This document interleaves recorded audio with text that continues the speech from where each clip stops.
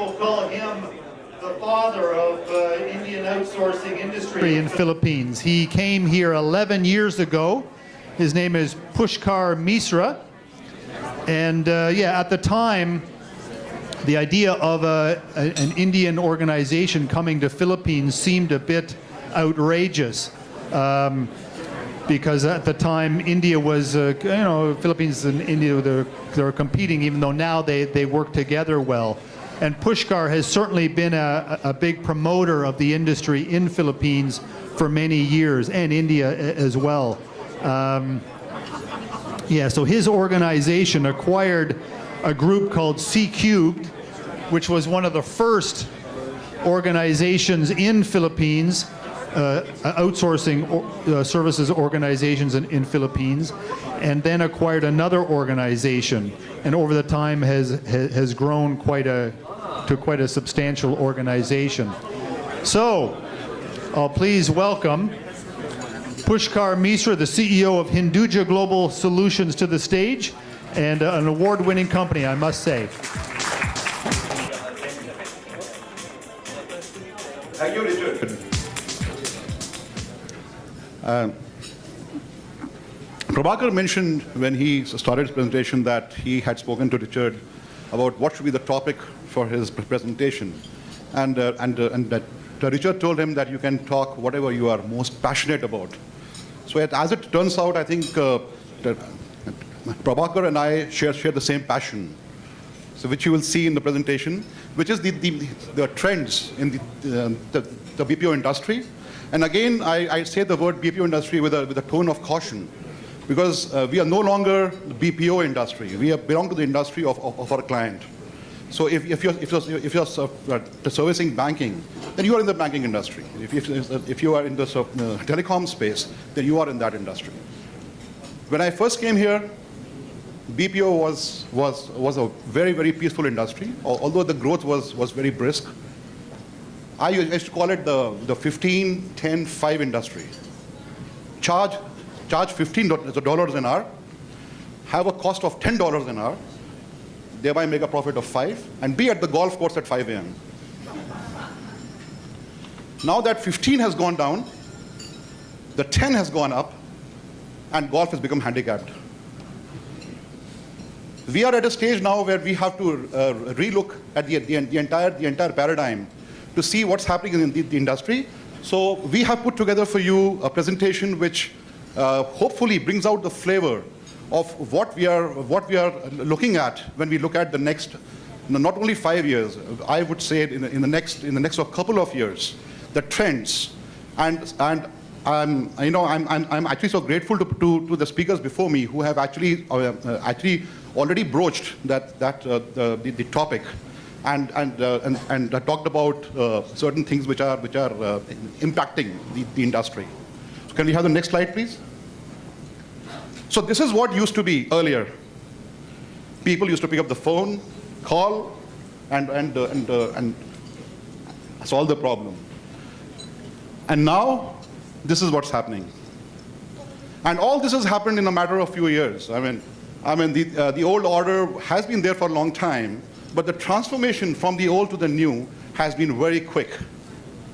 Now we are looking at customers approaching us through a variety of channels, not only the phone, and they're looking for something similar in the way that they experience the brand or they experience the service. Go ahead, please.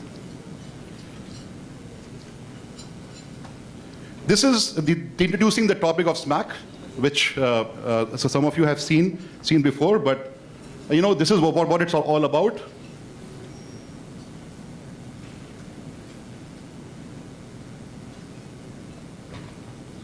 Social, mobility, analytics, and cloud. This is the way that we are seeing the industry progress. And I'll be talking a bit about it and giving you some practical examples of how HGS as an organization is actually making progress as far as the customer experience for its the brands that we service, the logos that we service, how that is being sort of impacted by the advent of these new software developments. Next, please. So the theme of the forum is the future of Southeast Asia's fastest growing industry, and with a special focus on the Philippines. And the theme, again, the underlying theme is the business and the agility is being achieved through faster outcomes, less capital investment, greater flexibility, and the catalyst, the technology catalyst for introducing the business process, the best practices. And we will be looking at how did the consumers sort of interact with us, the reality check on what they expect from us. It's not just answering a question or having a problem and looking for the solution. When a customer calls up and talks to a logo, he expects a certain experience, which we as the outsourced providers have to actually sort of to provide. And practical examples of how we actually sort of supporting our the business partners and clients. Go ahead, please. This is just to give you a sort of snapshot of HGS as an organization. We actually entered the market in Philippines around 12 years back, and I've been there since that time. The organization we acquired was called C-Cube, which was the pioneering organization of BPO in the Philippines. And we were actually fortunate enough that at that time we could sort of strike a deal and buy that organization. It's been in existence since 1994, so it's around 21 years old now as a company. And we operate 59 centers globally in the US, Canada, UK, and Europe, and Philippines. And these are the four verticals that we support. We started with healthcare actually, so we do a lot of work in healthcare. We also are telecom is one of the largest verticals as well, and the consumer and financial services. So these are the four verticals which roughly account for around 85% of what we do. So a lot of what I will share with you is actually focused around these verticals. This is our what I call the bouquet of the capabilities. Marketing and so for digital, the enablement services, which is now in the forefront of what we do. The business services, which includes the analytics and adding value to the client, as I put it. And of course, the consumer interaction services, which includes voice and non-voice, etc. The social media. Go ahead, please. So let's start with the basics. Why do consumers contact a company? You want to buy something? There's been a change in their life which they want to share. Something is broken, they want to fix it. Or they want to cancel or sort of terminate some kind of relationship. Now, how do they try to achieve it? And this is a small comparison from 2009 to 2012. The various channels on which the consumers have been interacting.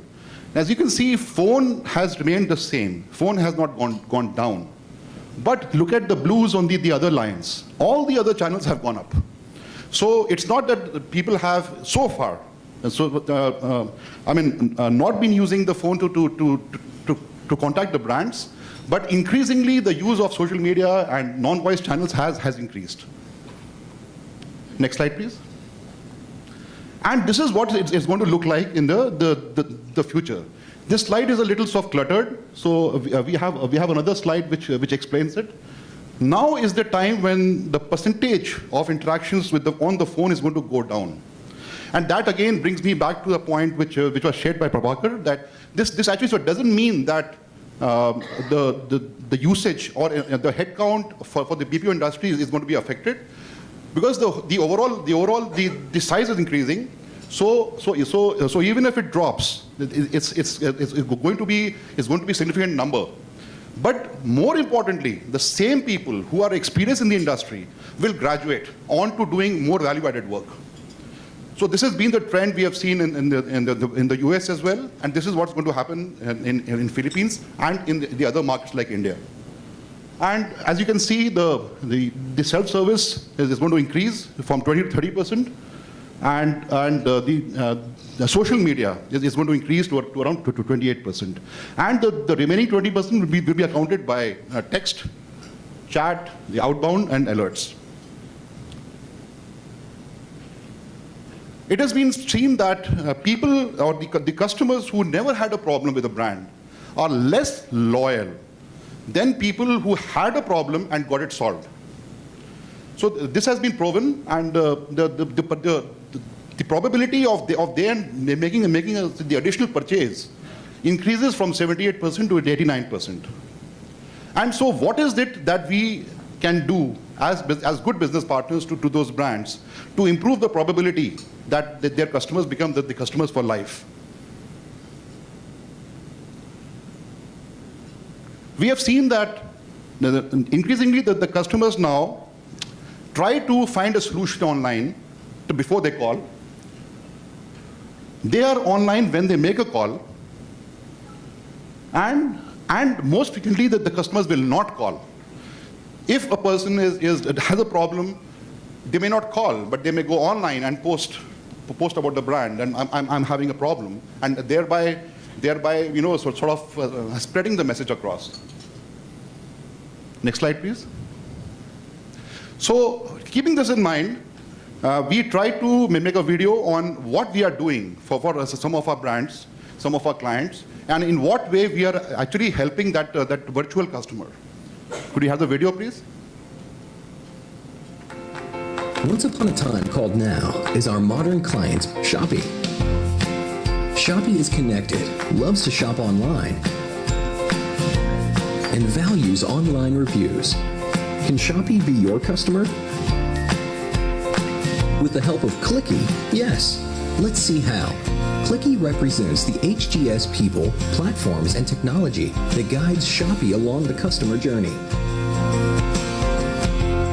Shopee searches Yoga Clothes UK and clicks on Carrot Banana Peach's website, an HGS client, and a top search result on Google. Shopee is impressed with the website. Shopee registers by email to receive future special offers.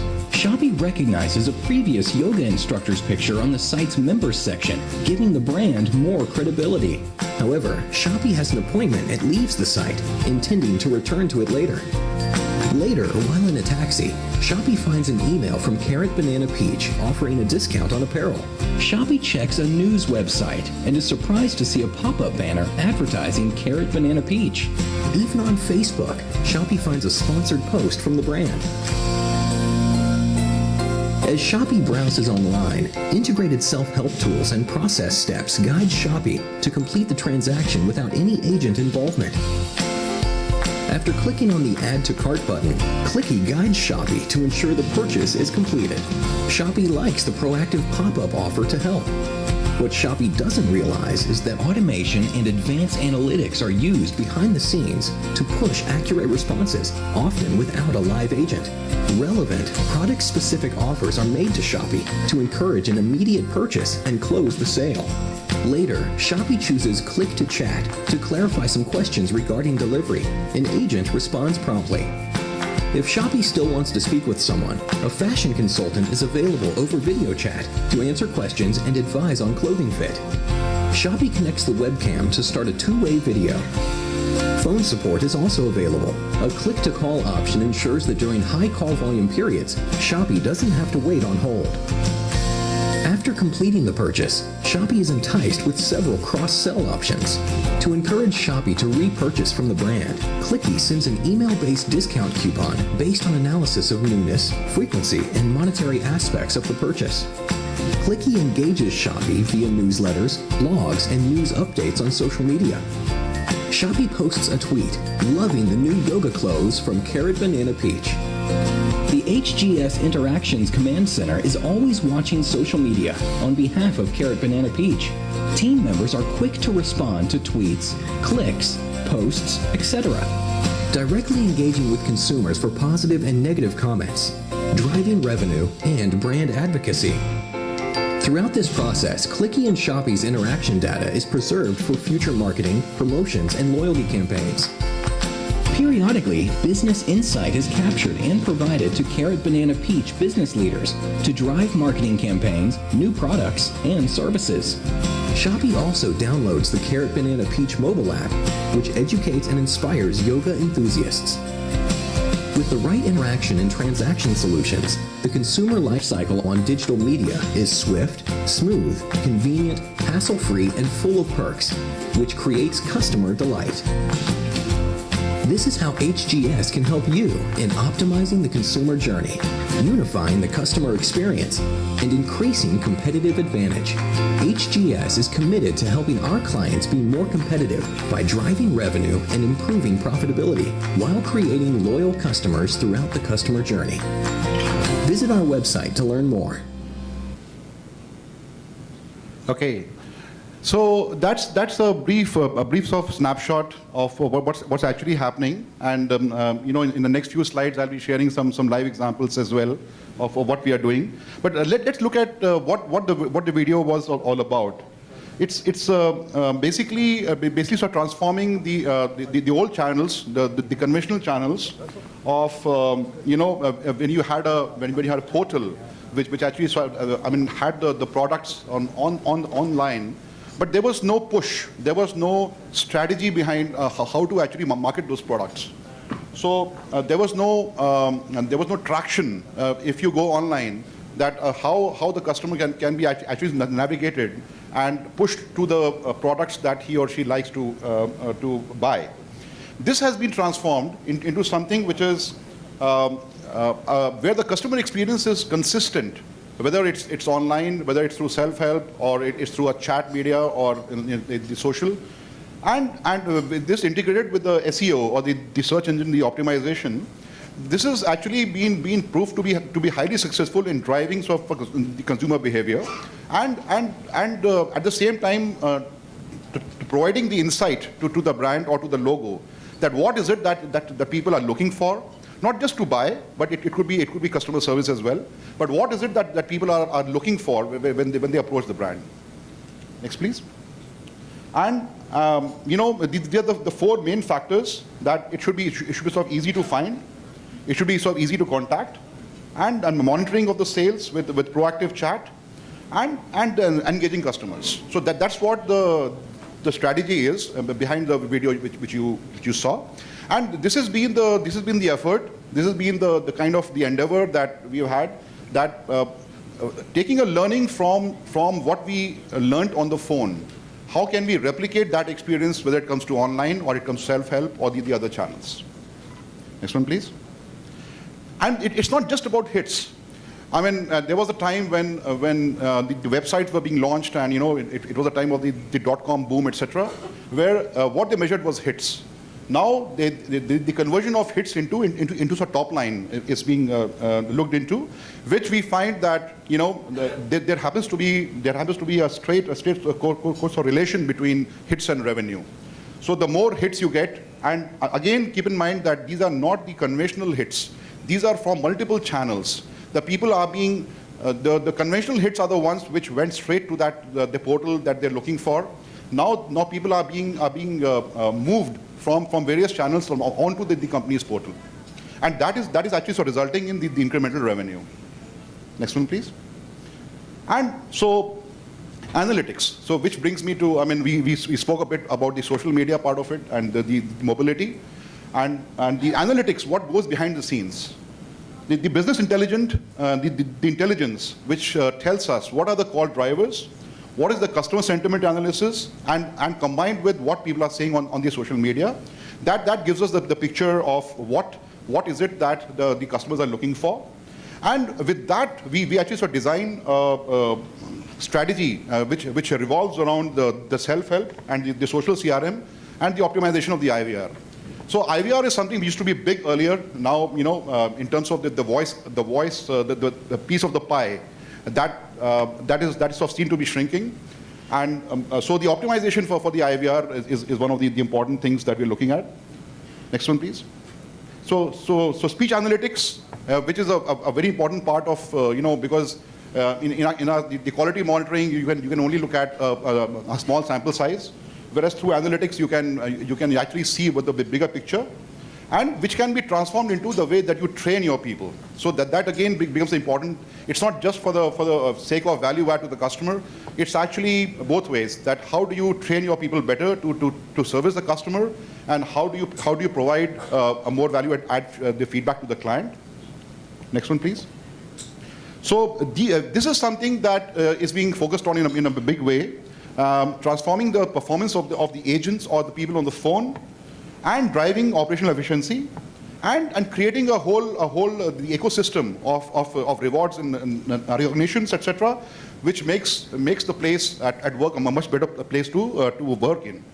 So again, which brings me back to the presentation by Dan Reyes in the morning, that yes, the industry is going to grow. The industry is going to grow from 1 million right now to 1.3 million, but what are those people going to do?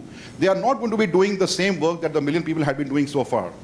And these people, a large percentage of these people are going to be doing the value-added work, and many of them will also do the analytics work behind the scenes, which actually sort of supports what the frontline people do. Next one, please. Again, the integrated, the multi-channel services from the multiple geographies. So nowadays, the Philippines is becoming a hub now for actually, as we saw in the BPAP presentation. I mean, servicing multiple geographies from across the globe. So the customers are calling in from everywhere. But there seems to be a common profile which actually sort of comes out, which is actually so agnostic of the geography or the culture where they're calling from. When they talk to a particular brand, there is a certain expectation which is a base level. Next one, please. And consumer at times that they themselves are becoming so smart that they are the ones who actually sort of initiate without us leading them onto it. But then again, the knowledge base that is built will have to be sort of leveraged in order to address their concerns. Next one, please. This is again an example from one of our clients in the US. I won't take the name, but it's a burger chain starting with an M. So they have, we actually sort of support them in around 14,000 franchised the restaurant locations. And the contacts which used to be on phone earlier are now, the phone has fallen to around 25%. It's through phone, email, social media, etc. And we basically look after what the customers are saying, and so respond to them, and also give a feedback to the franchise locations. And the owners of the franchise, they contact the client locally, and as a result, we have had quite the promising the feedback that in terms of when the customers really get what they're looking for. So they basically, the probability that they will go back to the chain increases exponentially. Next one, please. Which brings me to the last part, which is the cloud, which again is happening in a big way. As I think Joey mentioned in his speech, that things are becoming faster, smarter and cheaper, right? Sorry. Smaller and cheaper. So one of the ways of actually reducing the capital outlays that, earlier when you had to sort of set up a BPO or a call center or IT company, you had to sort of invest. And the IT companies in the earlier days used to have mainframes, and then it became micros, and likewise in the BPO side, you had to sort of invest in switches, etc., and routers. Nowadays, you have cloud solutions available. You plug in, you have latest access to the latest of security. You don't have to make huge of the capital outlays, and you have the best possible service from there. And you can share resources across the globe in a sort of seamless manner. And of course, you can sort of download it in the same format, and sort of encryption, which is becoming a necessity now, is also available there. So one of the examples we have within the organization is we have quite an interesting program which runs from UK, which actually takes care of all the visa requirements from across the globe for the UK, and people across the world who are calling in for a UK visa. they are actually, their entire sort of database, or the way that they are managed is on the cloud, and it's managed by GS there, and there are agents who speak. I keep on hearing that the language capability. So in UK, I think we have people who speak. As a group, they cover around 45 languages worldwide. So and the beauty of the whole model is it's all hosted on the cloud, and it's a constantly growing database, which the government of UK is actually finds extremely useful in looking at the trends of the people who are actually approaching the UK for a visa. And we actually consolidate all 32 operations. They have those lines of business into one solution. 222 countries and 21 languages here, but actually it's a lot more if you look at dialects. And this is the most important point, that a cloud-based technology solution, which is integrated with the government website, and which offers the people a choice of 24-hour window. And at the heart of the solution lies a dynamic natural assist portal. So we have taken the portal, which used to be a standard portal, which you can which has the FAQs, and you can post your queries and somebody will get back. That has been transformed into a live kind of session where you apply and you get immediate response. If you are actually sort of driven to a page which has your answer. If you do not get an answer, you can go in for a chat, and within minutes you'll have the answer to your question.